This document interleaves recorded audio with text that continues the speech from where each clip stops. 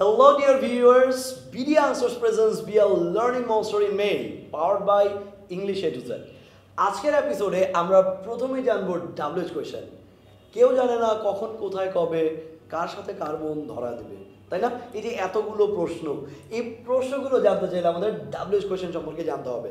কারণ WH question মানুষ করে ইনফরমেশনের জন্য, তথ্যর জন্য। মানুষ তথ্য জানতে চায়। তো কি কি তথ্য জানতে চায়? WH কোয়েশ্চেনের স্ট্রাকচারগুলো আমরা পার্ট 2তে জানবো। আজকে আমরা আগে WH ওয়ার্ডসগুলো সম্পর্কে জেনে নিই। WH ওয়ার্ডসগুলো কি কি আছে? হু, which, what, where, when, why। এই পাঁচটা শব্দ আমার সাথে উচ্চারণ করবেন, এইচগুলোর উচ্চারণ হবে না। তো লেটস স্টার্ট। আমার সাথে আরেকবার একটু বলে ফেলেন। হু, which, what, where, when, why, how, whom, whose, how many, how much, how often, how long, with whom, from where, in which, what type of, what kind of। যারা একদম বাংলাদেশের 64 জেলার প্রত্যন্ত অঞ্চলে আছেন তাদের জন্য আমাদের এই ভিডিওটা, যেন এই ভিডিওটা আমরা সবার কাছে পৌঁছে দিতে পারি। সো এটা বিডি আনসার্সের একটা উদ্যোগ, powered by English A to Z. English A to Z এর ব্যবস্থাপনায় আসলে আমাদের এই ভিডিওগুলো আমরা চাচ্ছি আপনারা যেন ইংরেজিটা ইংরেজির মতো করে বলতে পারেন এই 2018 সালে। So let's start. আমরা একটু দেখে নিই যে আমরা কিভাবে এই জিনিসগুলো শিখতে পারি। হু মানে হচ্ছে কে। হু দিয়ে যখন আমাকে কোয়েশ্চেন করা হবে তার আনসারটা আসবে পারসন, এবং কোনো ব্যক্তি সম্পর্কে জানতে আপনি কোয়েশ্চেন করতে গেলে জিজ্ঞেস করবেন হচ্ছে হু দিয়ে। দেন which, what, which মানে হচ্ছে কোনটি, what মানে কি।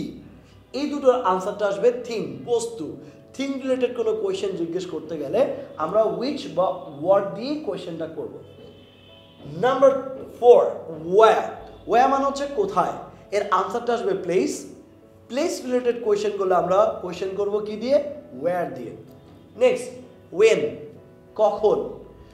কখনের আনসারটা আসবে হচ্ছে সময়, এবং সময় রিলেটেড কোনো কোয়েশ্চেন করতে গেলে আমরা কোয়েশ্চেন করব when দিয়ে। দেন why, কেন।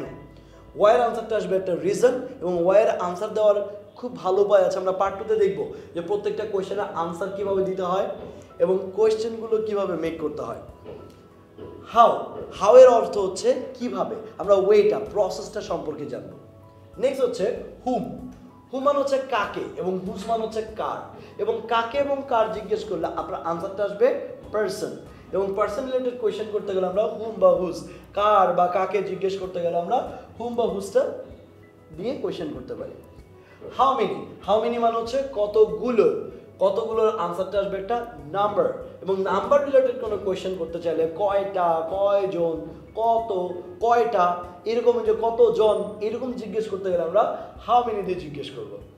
নেক্সট হাউ মাচ মানে হচ্ছে কতটুকু, পরিমাণ, quantity.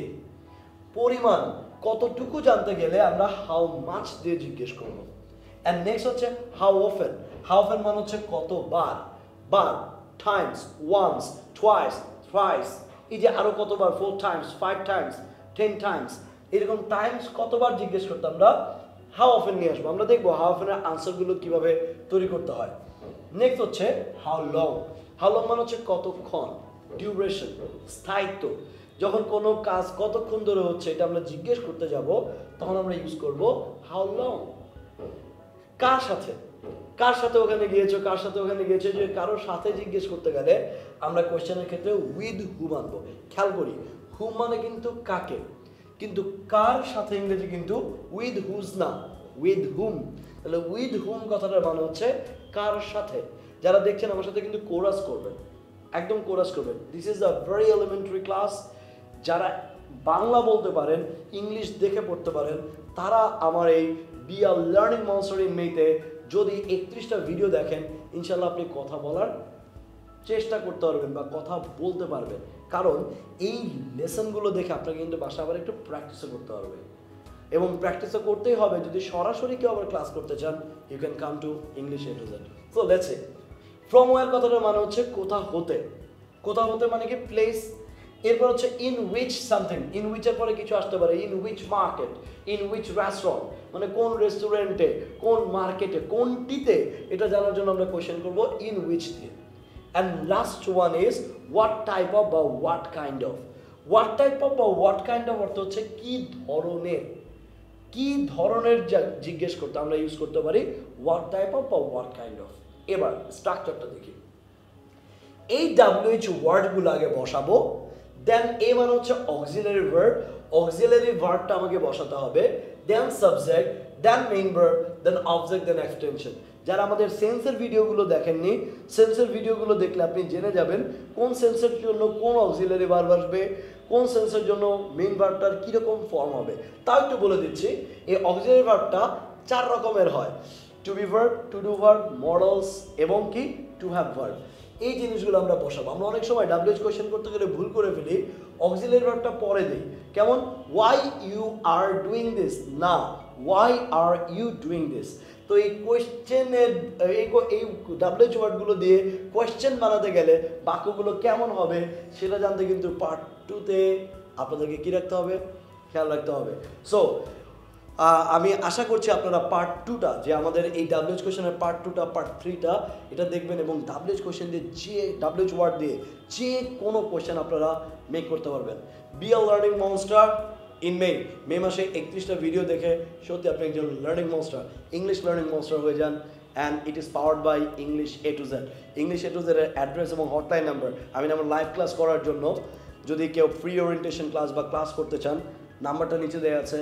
You can call that number and you can come to that address. Till then, take care. Adios.